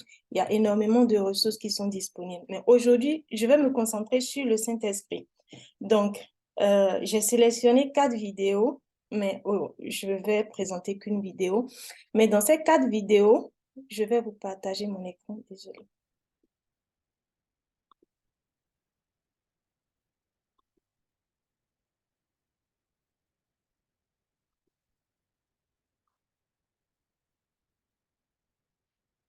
Vous voyez mon écran? Oui. Ok, merci.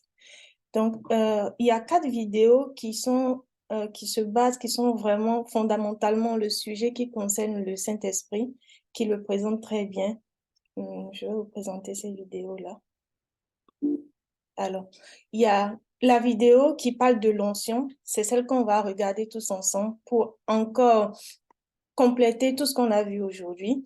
Il y a la vidéo qui résume le chapitre La voix du Saint-Esprit dont on a aussi parlé aujourd'hui.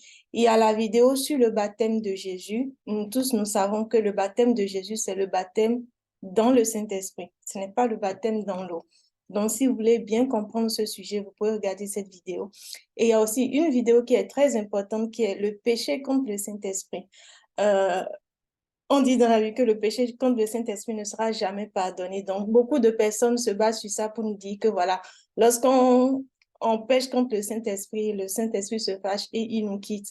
Donc, pour mieux comprendre ça aussi, je vous invite à suivre cette vidéo, le péché contre le Saint-Esprit, qui n'a rien à voir avec la façon dont forcément on le présente. Donc, je vais présenter avec vous cette vidéo qui parle de l'onction. Et quand les gens disent oui, l'onction, on entend ça très souvent, il est sous l'onction, il est sous l'onction. Et chacun de nous allons réaliser en fait que cette onction-là, nous l'avons déjà en nous et que nous pouvons manifester cette onction-là.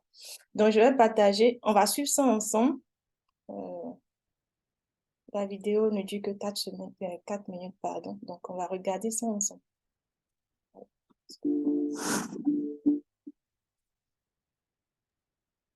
Vous avez le son aussi, c'est bon? Ça vient, tu peux le mettre en full screen. Ça Ok. va nous permettre de voir plus large. Ok.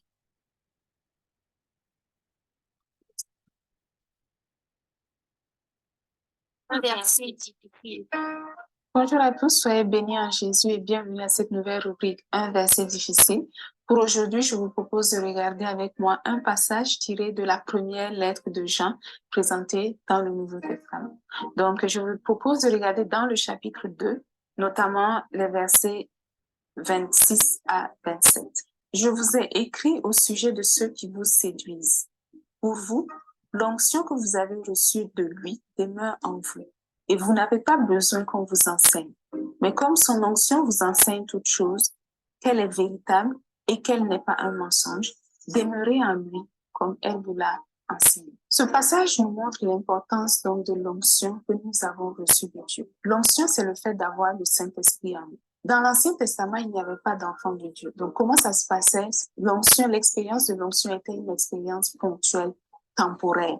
Donc, vous allez voir que de temps en temps, le Saint-Esprit, et vous lisez ça dans de nombreux passages, va descendre, voilà, sur une personne, et puis à un moment donné, c'est fini. On n'entend plus parler de ça. Ou encore, on va lire des mentions telles, l'Esprit de Dieu se saisit de cette personne, etc. Donc, dans tout l'Ancien Testament, retenez qu'il n'y avait pas d'enfant de Dieu. Et parce qu'il n'y avait pas d'enfant de Dieu, personne dans toute l'époque de l'Ancien Testament n'a eu l'Esprit de Dieu qui habitait en lui en permanence. Ça n'existait pas. Le premier qui a expérimenté cela, ce fut Jésus. Et depuis Jésus, nous qui sommes aussi venus à sa suite comme enfants de Dieu, nous avons le même héritage en lui. Donc, le jour où on donne sa vie à Jésus, retenez que le Saint-Esprit vient transformer notre personne pour que nous devenions enfants de Dieu et ensuite habiter en nous. Et ça, c'est l'onction que nous avons reçue de Dieu. Et cette onction-là, une fois que le Saint-Esprit est en nous, le Saint-Esprit est disposé à nous conduire dans toute la vérité, comme Jésus l'a annoncé. Donc, tout ce que le Saint-Esprit a permis à Jésus de faire, il va aussi nous s'équiper pour que nous soyons capables de vivre les mêmes expériences et de vivre les mêmes choses. Par exemple, Jésus, avec le Saint-Esprit, a marché dans la victoire. Il a prié pour les malades, il a chassé des démons, il a profité d'une communion excellente avec le Père tout le temps qu'il était sur terre. Nous aussi, comme Jésus, avons accès au même héritage. Donc, par le Saint-Esprit, nous pouvons recevoir les enseignements de Jésus, nous pouvons recevoir les enseignements du Père. Par le Saint-Esprit, nous pouvons être connectés à Dieu. Par le Saint-Esprit, nous pouvons aussi pratiquer les œuvres de l'Esprit. Nous pouvons prier pour les malades, nous pouvons chasser les démons.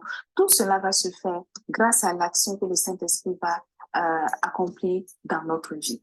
Donc, ce passage insiste donc sur la qualité de cet enseignement que nous allons recevoir du Saint-Esprit. Donc, au lieu de dépendre de l'enseignement que nous recevons des uns et des autres à l'extérieur, dans différents milieux, nous devons chacun et chacune apprendre à dépendre du Saint-Esprit. Par cette onction qui nous a été accordée, chacun de nous a accès à cela. Et je veux par la même occasion vous encourager à lire le livre Comment Dieu parle, parce que dans ce livre, il y a un chapitre dans lequel nous parlons du Saint-Esprit. Et dans ce chapitre-là, on détaille de très près comment est-ce que chacun de nous peut se connecter au Saint-Esprit, de sorte que quand le Saint-Esprit va lui communiquer un message, il va pouvoir le reconnaître.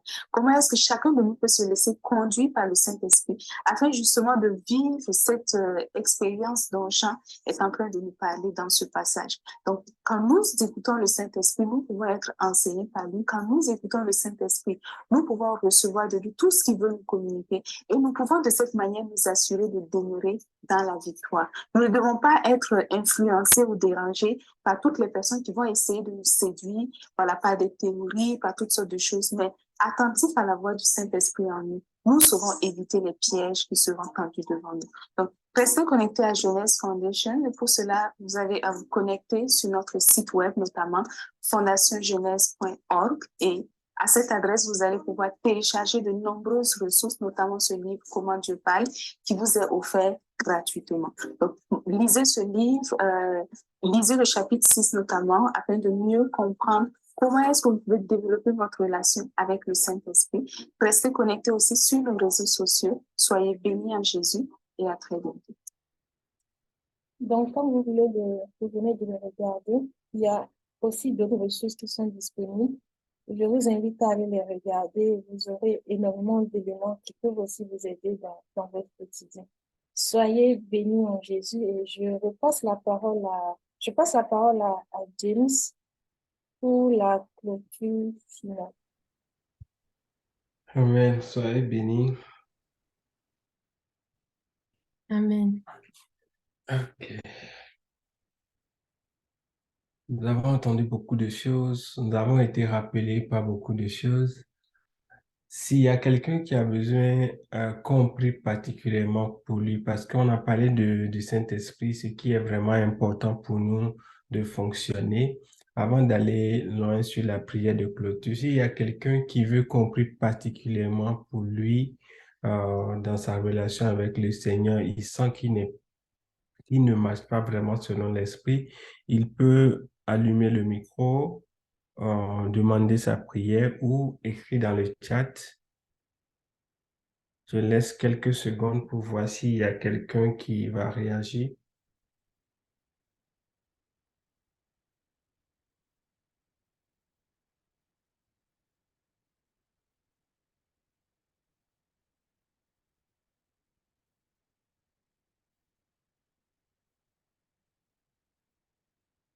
Ok, je pense qu'il n'y a pas de demande.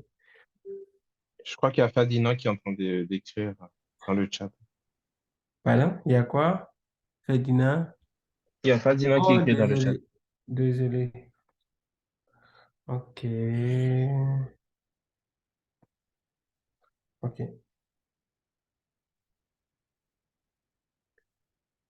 Ok, Ferdinand, c'est quoi en quoi tu veux compris pour toi? Parce que c'est l'opportunité. Tu as beaucoup d'enfants de Dieu autour de toi, dont tu profites en même temps. Donc, tu peux écrire, si ton micro n'est pas euh, bien connecté, tu peux écrire ta question et on va le formuler. Et puis voilà, on peut prier pour toi.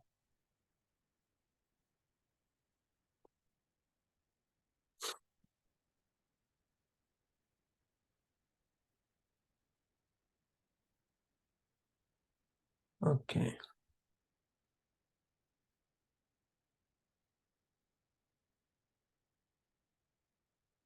Ok. On va prier alors. On va marcher par la foi. Parce que même si nous, on ne sait pas en détail quelle intention Ferdinand va donner, ah, c'est venu. Ok, je vais compris pour moi afin que je me rapproche plus de Dieu. Ouais, Ferdinand, on va prier pour toi, pour que tu te rapproches plus de Dieu. Mais le point de départ est que toi-même, tu fais tes œuvres pour te rapprocher de Dieu. Dieu, lui, ne va jamais loin de nous, tout comme l'image de nos parents. Quand on grandit, c'est nous qui décidons de quitter la maison la plupart du temps. Ça n'a jamais été par l'amour des parents de nous chasser de la maison. Dieu qui étant plus suprême, plus fort que l'image des hommes, Dieu ne va jamais loin de nous, c'est nous qui nous écartons. On va prier pour ça, c'est sûr, mais c'est à toi de voir dans ton quotidien quelles sont tes activités que tu fais. Est-ce que tes activités te rapprochent de Dieu ou tes activités te rapprochent plus de ta chair? Est-ce que tes activités te rapprochent plus de Dieu ou tes activités te rapprochent plus d'avoir un bon mari? Est-ce que tes activités te rapprochent plus de Dieu ou ça te rapproche plus d'avoir une bonne maison, une voiture, une carrière sur la terre? Donc ça, c'est toi-même qui dois le faire parce que Dieu, lui, n'est jamais loin de nous. C'est pour ça, tout ce qu'on a entendu aujourd'hui par le Saint-Esprit, c'est le meilleur cadeau don qu'on peut recevoir, c'est le Saint-Esprit. Tout ce qui concerne Dieu est par le Saint-Esprit. Donc, si Dieu peut nous donner ça, je ne suis pas sûr qu'il serait quelqu'un qui va être loin de nous. Donc, on va prier, c'est sûr, mais je t'encouragerai à vraiment euh, voir tes activités dans le quotidien. Quel est ton programme euh, chaque jour, chaque semaine? Comment est-ce que Dieu est au contrôle de ce que tu fais? Comment toi-même, tu te disposes au fait? Ok, tu as rajouté... euh, ah, c'est pas lui. Ok, voilà. Donc, on va prier d'abord pour Ferdinand. J'ai une autre intention, je voulais me mélanger. Donc, on va prier que à cœur les choses de Dieu d'abord. Et cela va l'amener à être plus, à se sentir plus proche de Dieu. Ça veut dire que comment il lit, actuellement tu as un don gratuit qui est le livre Comment Dieu parle. Tu ne peux pas avoir ce livre-là dans la bibliothèque et puis réfléchir encore comment se rapprocher de Dieu. C'est que tu n'as pas lu ou tu as lu mais tu n'as pas bien compris. Donc, je t'encourage vraiment à lire le livre si tu veux vraiment te rapprocher de Dieu. Sors des questions de là, attrape Josiane ou quelqu'un de GF pour t'assister. Mais on va quand même prier. Notre prière ira directement sur tout ce qui empêche Ferdinand de se positionner, de sentir Dieu rapprocher, de sentir près de Dieu. Tout ce qui l'empêche soit détruit au nom de Jésus. Père, je veux te rendre toute la gloire et te dire merci pour la vie de Ferdinand. Je la recommande entièrement entre tes mains, Seigneur, et je te demande, Seigneur, de prendre le contrôle de sa vie par ton Saint-Esprit au nom de Jésus. Que tout ce qui l'empêche, Seigneur, d'avoir ce sentiment de t'appartenir, d'être proche de toi, tout ce qui l'empêche de réaliser ça, soit détruit au nom de Jésus. Tout ce qui est œuvre de ce monde, tout ce qui est réalisation de ce monde qui prend le contrôle de sa personne, qui l'empêche de voir que Jésus est au centre de tout, qui l'empêche de se rapprocher de toi, Seigneur, soit détruit au nom de Jésus. Je prie maintenant et je la mets devant toi. Prends le contrôle total parce qu'elle-même, elle a décidé, elle a donné cette priorité de dire, elle veut se rapprocher de toi, Seigneur. Et nous savons que tu n'es jamais loin de nous, Seigneur. Donne à ce que tout ce qui l'empêche de se rapprocher de toi, de sentir ta présence dans sa vie, soit détruit au nom de Jésus. Merci, Seigneur. Lionel a dit prier pour que je puisse véritablement marcher par le Saint-Esprit, avoir son discernement et avoir son discernement de sa présence, de sa sensibilité à l'écoute. Ok, nous allons prier pour Lionel, pour qu'il puisse marcher véritablement selon le Saint-Esprit. Je t'encourage aussi à bien lire le livre Comment Dieu parle. Et comme on a parlé beaucoup du Saint-Esprit aujourd'hui, cet enseignement, cette rencontre d'aujourd'hui sera sur YouTube dans les jours à venir. Tu peux réécouter vraiment pour comprendre le Saint-Esprit. Si tu as des questions qui sortent de là, n'hésite pas à poser à GF pour avoir d'assistance. Et là, ça va vraiment t'aider à avancer. Mais nous allons prier pour Lionel, le recommander à la grâce du Seigneur, de demander à ce que sa volonté soit faite parce il veut avoir ce discernement, il veut sentir la présence de Dieu et la sensibilité d'écouter Dieu. Nous allons demander à ce que le Seigneur puisse l'assister dans cela. Père, je veux te dire merci pour la vie de Lionel qui demande à marcher, à discerner ta voix, à marcher selon ta voix. Je veux te dire merci que quand il va prendre le livre Comment Dieu parle, cette fois-ci, que son esprit soit ouvert, qu'il puisse vraiment comprendre quelque chose qu'il n'a jamais compris, qu'il puisse vraiment réaliser que tu es puissant, qu'il puisse voir ton esprit révéler toutes choses pour lui, pour la gloire de ton Seigneur. Donne-lui, Père Tout-Puissant, de marcher dans ta volonté, que tout ce qui va l'empêcher d'atteindre ses objectifs soit anéanti au nom de Jésus. Que toute œuvre que le diable va planifier autour de lui pour l'empêcher de lire et de comprendre ton livre, Comment Dieu parle, soit anéanti au nom de Jésus. Rappelle-lui à chaque instant tout ce qu'il doit faire par ton Saint-Esprit en lui pour la gloire de ton seul nom, au nom puissant de Jésus. Dominique aussi dit, je veux discerner la voix du Saint-Esprit. Voilà, c'est ça. Donc, accroche-toi à lire le livre Comment Dieu parle et aussi tout ce qui a été enseigné aujourd'hui est sur le Saint-Esprit. Comme j'ai dit tout à l'heure, tout l'enseignement sera encore sur YouTube dans les jours à venir. Tu peux réécouter comme tout a été sur le Saint-Esprit et relis le livre et puis jusqu'au chapitre qui parle du Saint-Esprit. C'est très important. C'est dans ça, tu peux sortir tes questions et sur tes questions, tu peux avoir des réponses. Il n'y a pas la magie de prier pour que tout ce que tu veux soit satisfait, mais c'est à toi de savoir selon tes besoins en lisant et comprendre comment ça fonctionne par le livre, comment Dieu parle. Tu peux te dire, OK, moi, voici ma situation et tu envoies tes questions près de Josiane ou un membre actif de GF, on va mieux t'assister. Mais on va prier en général pour Dominique. On va demander au Seigneur que quand il va prendre le livre, Comment Dieu parle maintenant, que son esprit soit plus ouvert, qu'il soit encore plus éveillé, que son esprit s'ouvre, qu'il puisse comprendre encore plus qu'il n'a jamais compris pour la gloire de notre Seigneur. Père, je prie que maintenant que Dominique va reprendre le livre Comment Dieu parle, que son esprit soit réveillé, que son esprit soit ouvert, qu'il puisse comprendre encore plus. Seigneur, tu connais mieux ses problèmes que quiconque, tu connais mieux ses désirs que quiconque, et tu es apte à l'assister en tout mieux que nous. Donne-lui, Père Tout-Puissant, de lire et de comprendre clairement quels sont ses besoins. Et quand il va sortir des questions, que ce soit des questions qui vont l'amener, Père Tout-Puissant, à aller de l'avant, à atteindre ses objectifs. Et tout ce qui va l'empêcher d'avoir cette intimité avec toi, tout ce qui serait œuvre du diable, tout ce qui serait œuvre charnelle, qui vont l'empêcher, le décourager, le donner de ne pas avoir cette envie de lire, d'aller jusqu'au bout du livre, soit anéanti au nom puissant de Jésus. Donne-lui à cœur que cela soit un objectif qu'il ait envie d'atteindre, de lire et de comprendre pour la gloire de ton seul nom, au nom puissant de Jésus. Nous allons prier, recommander la semaine qui vient au Seigneur. Nous allons demander au Seigneur qu'il est déjà dans cette semaine. Il a déjà fini cette semaine. C'est nous qui commençons. Nous allons lui demander que cette semaine soit une bonne semaine pour nous tous au nom de Jésus. Père, je veux te recommander les jours à venir parce que nous savons que toi, tu étais déjà dans le futur. Tu comprends, nous sommes en chemin pour y arriver. Que ces jours qui s'annoncent soient des jours de bonheur pour nous et non de malheur. Que ta volonté parfaite soit faite entre toutes choses. Que ta volonté parfaite soit faite dans tous les jours. Que ton nom soit glorifié sur nous. Au nom puissant de Jésus. Nous avons prié pour toutes les activités de Jeunesse Foundation. Est-ce que vous pouvez activer vos micros? Je me sens seul. Même si le Seigneur est en moi, je me sens seul. C'est comme si je suis en train de parler en l'air. Il faut allumer vos micros. Là, je vais voir que je suis avec des enfants de Dieu. Attends, je vais voir ici. Vous aimez trop prier en cachette. Ne soyez pas pingres.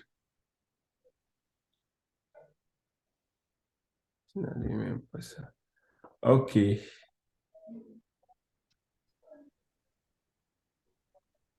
Voilà. Est-ce que ma vidéo est allumée? OK, donc nous allons élever la voix, prier pour les activités de Jeunesse Foundation. Nous allons dire merci au Seigneur d'avoir permis GF, d'avoir permis que nous puissions recevoir de Jeunesse Foundation depuis des années. Nous allons dire merci au Seigneur et recommander toutes les activités de GF dans le nom du Seigneur. Père, je veux te dire Je merci. veux d'abord te dire Jeunesse merci. Foundation, merci Jeunesse pour toutes Foundation, les activités merci de pour tout ce que GF. tu fais. Merci parce que tu nous donnes de recevoir ta parole de là.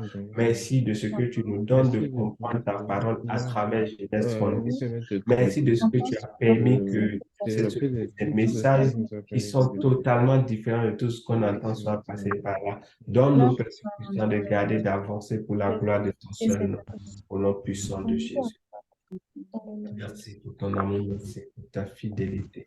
Nous allons prier toujours dans la direction de GF. Nous allons demander à ce que, tel que ça est, qu'on ne regarde pas à l'apparence, mais qu'on puisse regarder vraiment à ce que Dieu veut. Et ce que Dieu veut, c'est que nous soyons tous épanouis par son esprit. Et c'est un des objectifs que GF veut atteindre. Pas juste qu'on amasse tout sur la terre, mais qu'au fond de nous, qu'on puisse avoir cette connexion avec le Seigneur, qu'on puisse marcher dans la paix. Nous allons demander au Seigneur de nous donner que cette onction qui est sur GF puisse grandir et d'aller jusqu'au bout au nom de Jésus. Père, je veux te recommander l'objectif primordial que tu as donné à GF. C'est que tous tes enfants soient épanouis, connectés à toi. Je veux recommander tout ce qui concerne GF, toute action, tout ce qu'on fait, soit des sujets, soit des objectifs qui va amener à atteindre les objectifs qu'il faut. Donne-nous, Père Tout-Puissant, que l'onction qui est sujet puisse atteindre les objectifs au-delà de l'entendement humain. Donne-nous, Père Tout-Puissant, d'aller jusqu'à la fin pour la gloire de ton seul nom.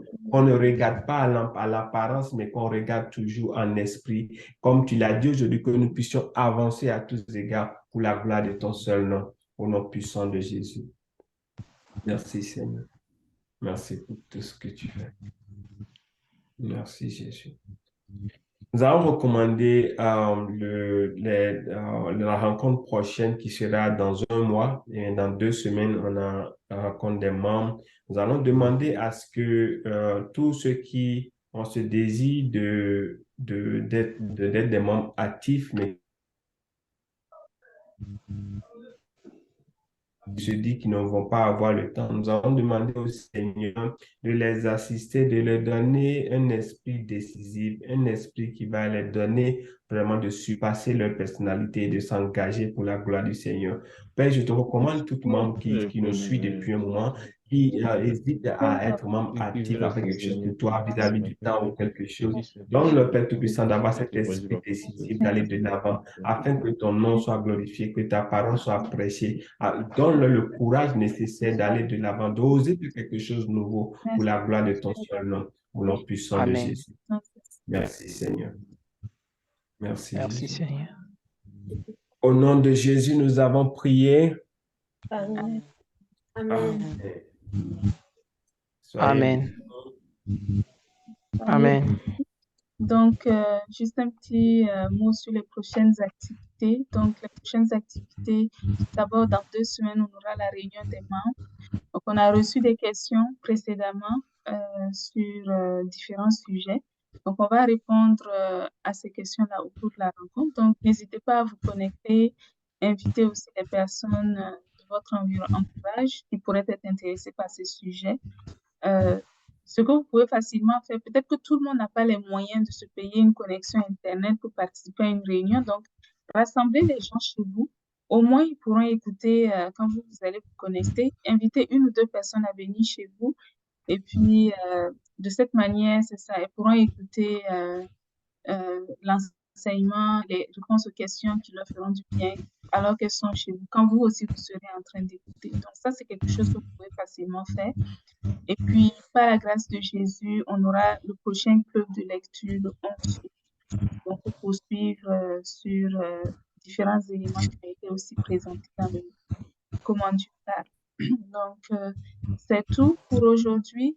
N'oubliez pas que vous avez plusieurs moyens de communiquer avec Genève sur Facebook, Instagram, YouTube. On a parlé de ça aujourd'hui, mais il y a aussi le site web. Donc, n'hésitez pas à utiliser le site web pour pouvoir avoir accès à tout ce que nous avons rendu disponible. Si vous avez des questions, envoyez un courriel PDF. Vous avez en dessous une adresse courriel que vous pouvez utiliser, info@fondationjeunesse.org. Sinon, il y a aussi jeunesse-foundation-tv@gmail.com. Donc, l'une ou l'autre des adresses, vous pouvez les utiliser pour poser vos questions. Si vous souhaitez une rencontre avec moi ou avec d'autres personnes, vous pouvez aussi envoyer vos sollicitations de cette manière. Donc, c'est tout pour aujourd'hui. Soyez bénis, portez-vous bien et puis on se retrouve par la grâce de Jésus dans 2 semaines pour poursuivre nos partages et les échanges que nous faisons ensemble. Voilà. Donc, soyez bénis et on se dit à très bientôt par la grâce de Jésus. Amen. Amen.